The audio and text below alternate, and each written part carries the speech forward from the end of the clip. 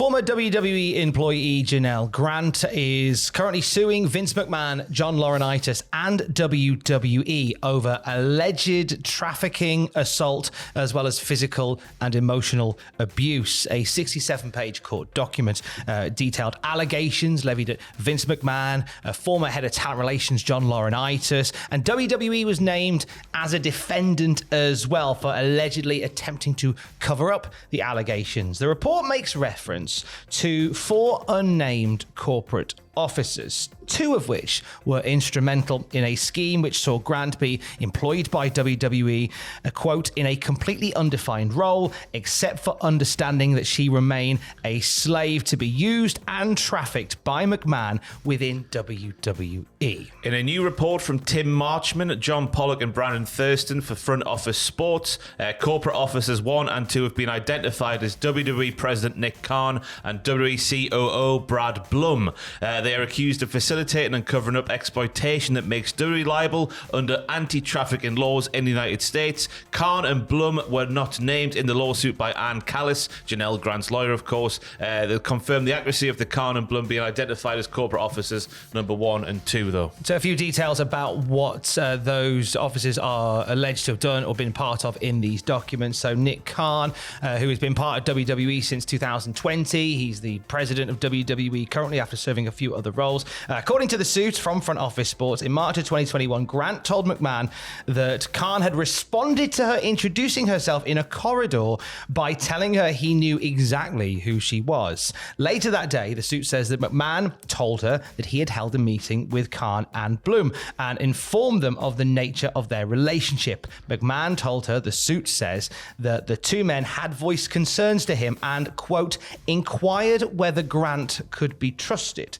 A WWE spokesperson denies this conversation happened. We will get to WWE's comments very shortly. McMahon, the suit says, told Grant that the 2 had, quote, expressed concern, but were ultimately supportive. In the court document, it was Blum that informed Janelle Grant that she was being transferred to the Talent Relations Department, working with John Laurinaitis. The document describes an earlier encounter with Laurinaitis, with whom McMahon had months before pressured Grant into intimate and degrading group activities at McMahon's condo, of course.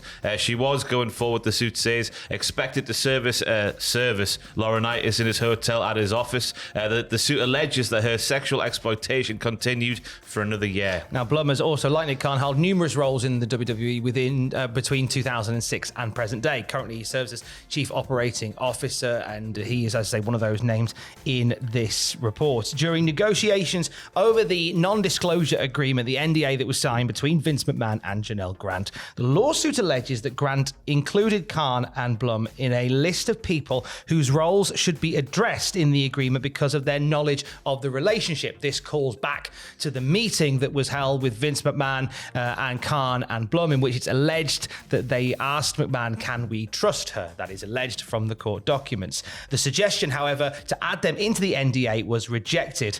After the NDA had been signed without WWE's knowledge, McMahon then claimed that Grant could contact Blum if she ever needed anything.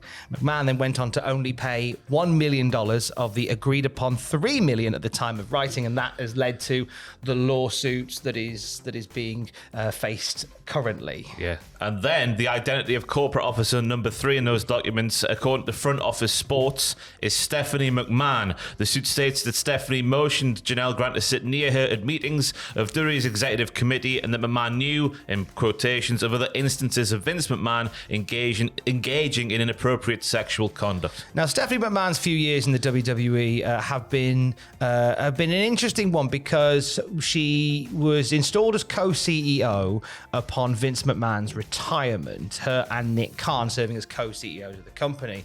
And when Vince McMahon returned, when he lobbied to return to his former position, Stephanie McMahon once again left and hasn't been seen or heard from since. Her name has come up around other allegations, including the ones around the Ashley Massaro case, but otherwise no comment has been made from there. And so she's not a part of WWE currently, as we know, but her name has been mentioned in a few of these instances. Yeah, she was when all this was going down, it would seem. Corporate officer number 4 in the lawsuit, according to Front Office Sports, is former general counsel and head of WWE's legal department, harmed Brian Nurse. Grant's lawsuit alleges that McMahon ordered Nurse to give Grant a job in the WWE. The suit states that while Nurse was friendly with other colleagues, he always seemed cold towards Grant. So those 4 names were released in this report from Front Office Sports. So Stephanie McMahon, Nick Khan, Brian Nurse, and COO Brad Blum. Ann Callis is the lawyer that is representing Janelle Grant in this lawsuit, and confirmed to Front Office Sports that Khan and Blum's identities as the 2 mentioned in the lawsuit, saying, I can confirm these names are correct. I believe the same has been said for the other names as well. Yeah, WWE have, a spokesperson for WWE's reply to this saying, WWE takes Miss Grant's allegations very seriously and has no tolerance for any physical abuse or unwanted physical contact. Neither Nick Khan or Brad Blum, prior to the lawsuit being filed on January the 25th of this year, were aware of any allegations by Miss Grant that she was the victim of abuse or unwanted physical contact, nor does the complaint allege that either had knowledge of such. The lawsuit does not explicitly claim that Khan, Blum, Stephen McMahon, or Brian Nurse knew about any of the acts of violence or any of the trafficking allegations that were allegedly committed by Vince McMahon. Despite the fact they are named in this lawsuit, it's worth pointing out that they aren't necessarily entwined in it as far as we know. Again, they're allegations at this point, so we don't know. Yeah, and of course Vince McMahon, his entire situation, he resigned in January of this year as TKO exec chairman. It came in response to the Slim Jim pulling out of the Royal Rumble Premium Live event, the sponsorship of one of the matches on that card. We've then since heard from Mr. Shapiro just saying basically Vince McMahon won't be coming back, and they haven't been in contact with him ever since all this came to light.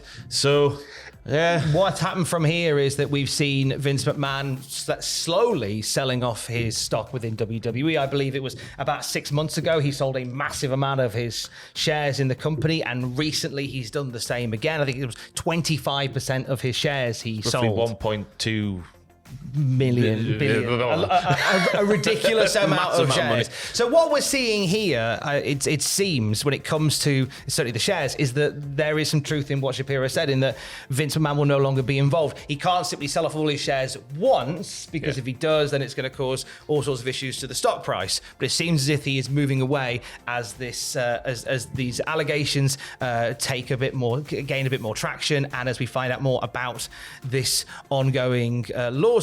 And what we have learned from today are 4 of the names that are named in that lawsuit, and those being, of course, as we've said, Brad Blum, Brian Nurse, former counsel, Nick Khan, the current president of WWE, and Stephanie McMahon, all named in the documents as well. There will no doubt be more to come out, and when, of course, it does, we will let you know more about it at Cultaholic.com.